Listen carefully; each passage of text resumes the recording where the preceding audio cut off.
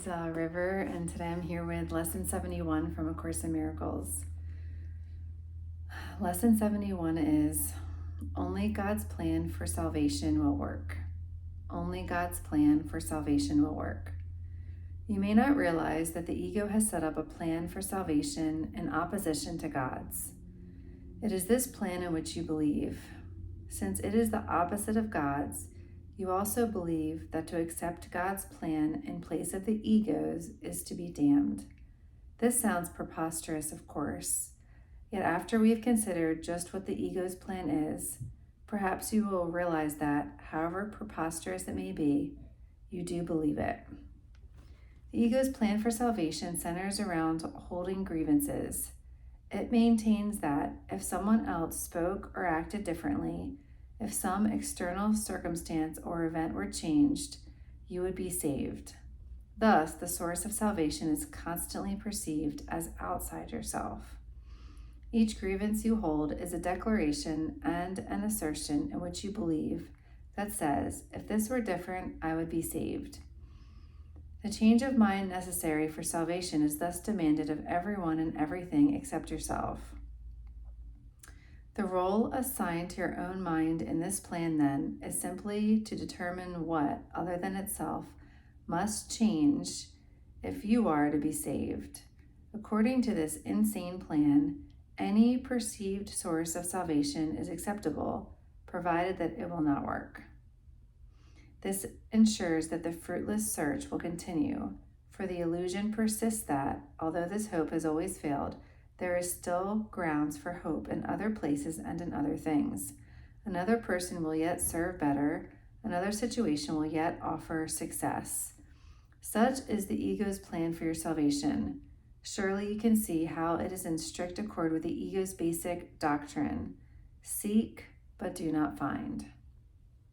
For what could more surely guarantee that you will not find salvation than to channelize all your efforts in searching for it where it is not? God's plan for salvation works simply because, by following his direction, you seek for salvation where it is. But if you are to succeed, as God promises you will, you must be willing to seek there only. Otherwise, your purpose is divided, and you will attempt to follow two plans for salvation that are diametrically opposed in all ways. The result can only bring confusion, misery, and a deep sense of failure and despair. How can you escape all this? Very simply, the idea for today is the answer. Only God's plan for salvation will work. There can be no real conflict about this because there's no possible alternative to God's plan that will save you. His is the only plan that is certain in its outcome. His is the only plan that must succeed. Let us practice recognizing this certainty today, and let us rejoice that there is an answer to what seems to be a conflict with no resolution possible. All things are possible in God. To God. Salvation must be yours because of his plan, which cannot fail. Begin the 2 longer practice periods for today by thinking about today's idea and realizing that it contains 2 parts, each making equal contribution to the whole. God's plan for your salvation will work, and other plans will not. Do not allow yourself to become depressed or angry at the second part, which is anything outside in the outer world where you're seeking for salvation and planning, hoping it'll bring happiness. Saying, do not allow yourself to become depressed or angry at that part. It is inherent to the first. And in the first is your full release from all your own insane attempts and mad proposals to free yourself. They have led to depression and anger, but God's plan will succeed. It will lead to release and joy. Okay, so let's close our eyes and begin. We're gonna begin with restating the idea for today. So just if you want to take a breath in and breath out, and close your eyes And just feeling the breath in your body, really being present here for this practice. I like to scan my body at the beginning of any time where I settle into some sort of inner reflection or doing these workbook lessons. I'm just scanning from my head.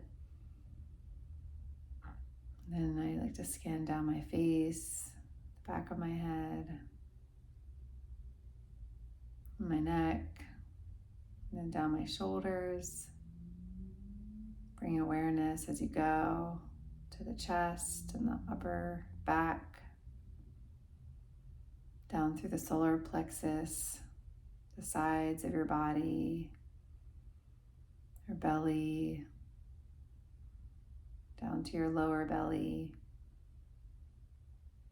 and your hips, and your pelvis, feeling where you're sitting, noticing if you're holding any tension in any parts of the body that you've just scanned. And then feeling your legs, your thighs,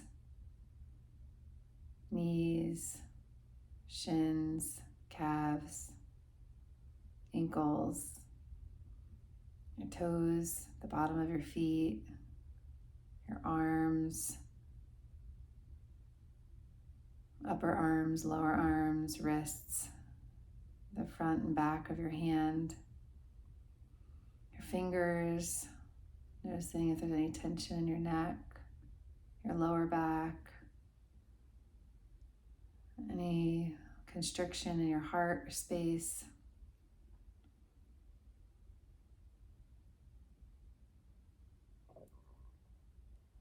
Yeah.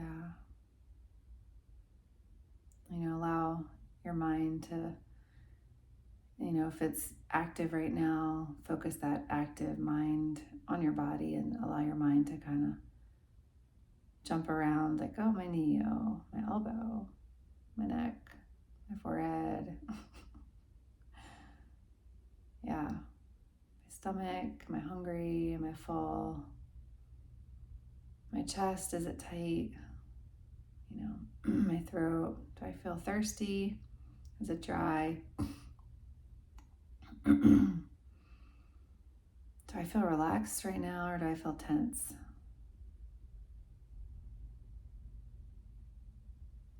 And then let's say the idea for today, which is only God's plan for salvation will work.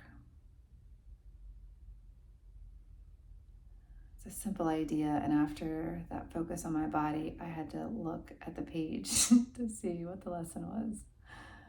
Only God's plan for salvation will work. Like, what a relief that is. Only God's plan will work. I can stop trying. Just really letting it all go. All those fruitless, mind-searching ideas or attempts to seek for something outside of you.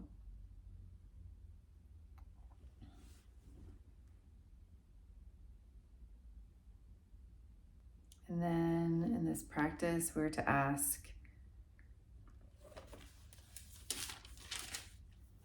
God specifically, very specifically, God, what would you have me do?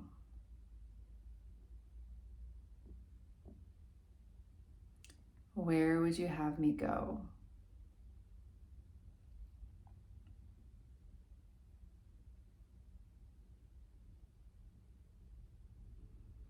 God, what would you have me do?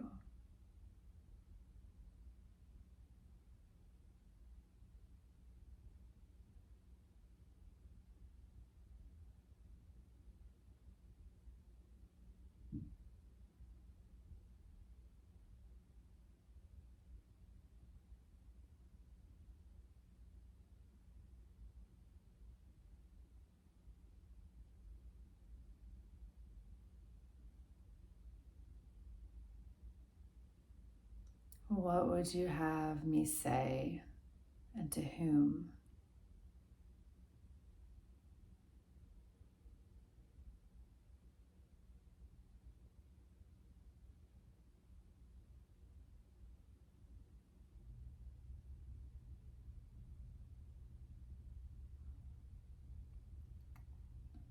Really handing those questions very specifically to God.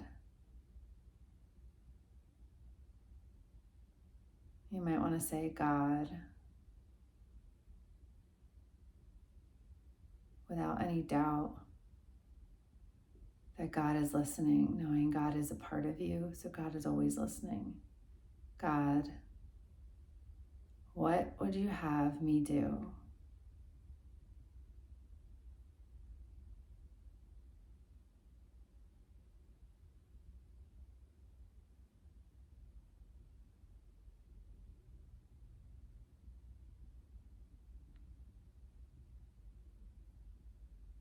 God, where would you have me go?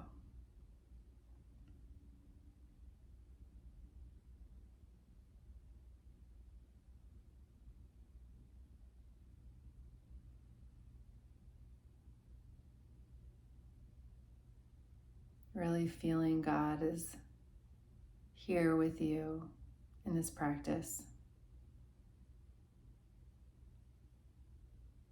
You've requested God to be here, and God always answers every request that you have.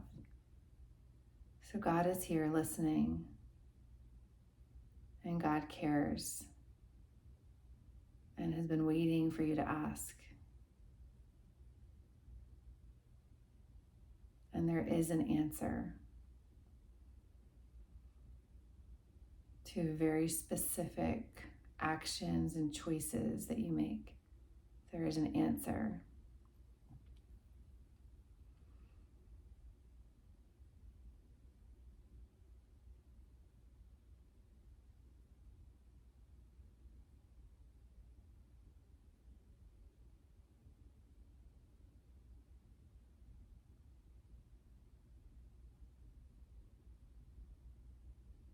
I'm just going to sit quietly for a minute or so.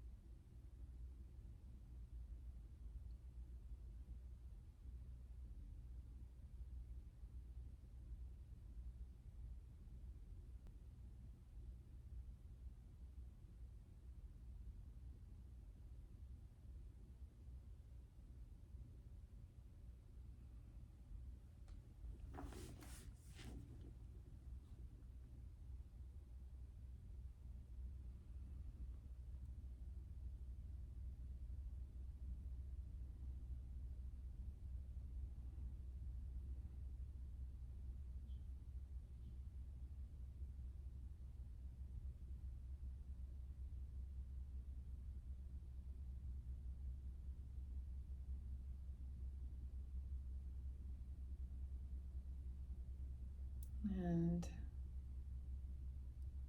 maybe ask if there's anything else God wants you to know right now.